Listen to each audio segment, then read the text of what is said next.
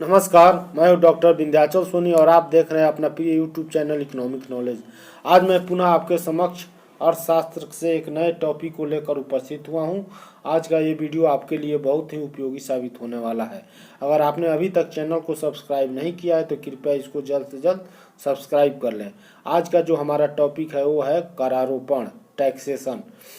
हम लोग जानेंगे कि कर क्या होता है, कर की कौन सी परिभाषा है, कर के तत्व क्या हैं, कर का उद्देश्य क्या है, कर क्यों लगाया जाता है और कर की विशेषताएं क्या हैं।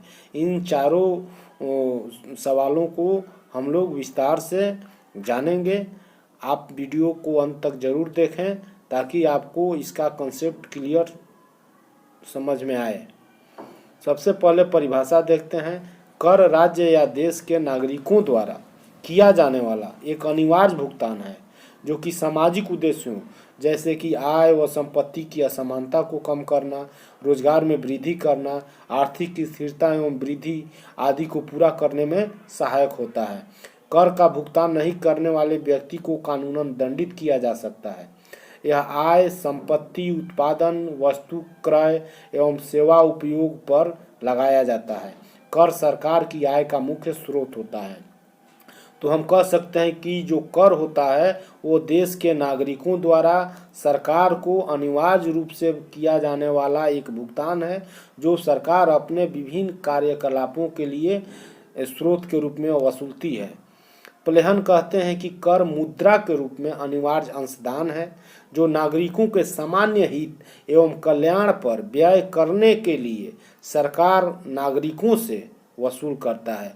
तो इसको सरकार वसूलती है, नागरिकों से वसूलती है और यह नागरिक अनिवार्य रूप से इसका अंशदान करते हैं नियमित तौर पर, और यह सरकार नागरिकों के सामान्य हित एवं कल्याण पर इस वसूली गई राशि का खर्च करती है, व्यय करती है।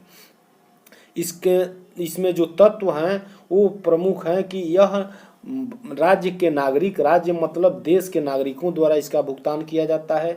देश की मुद्रा, जैसे भारत की मुद्रा रुपया है या अमेरिका की डॉलर है, तो मुद्रा में इसका भुगतान होता है। राज्य के भूमि या संपदा या संसाधन का जो उपयोग होता है उसके बदले में भी कर लगाया जाता है।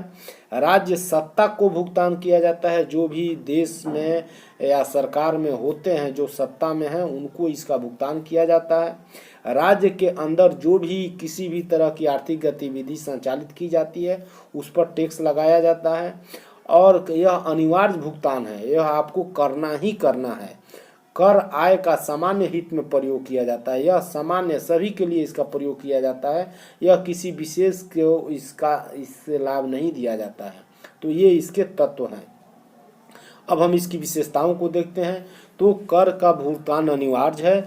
आप देश में रहने वाला, राज्य में रहने वाला प्रत्येक नागरिक अनिवार्य रूप से कर का भुगतान करता है, चाहे वो प्रत्यक्ष दे या अप्रत्यक्ष कर दे। इसमें त्याग की भावना निहित है, अर्थात हम लोग जब कर का भुगतान करते हैं तो हम अपने इच्छा को, हम अपने बचत को, हम अपने उपभोग का त्याग करते हैं। इसके बदले में कोई विशेष लाभ प्राप्त नहीं होता है। हमको जो कर देते हैं उसके बदले में टारगेटेड हमको बेनिफिट नहीं होता है।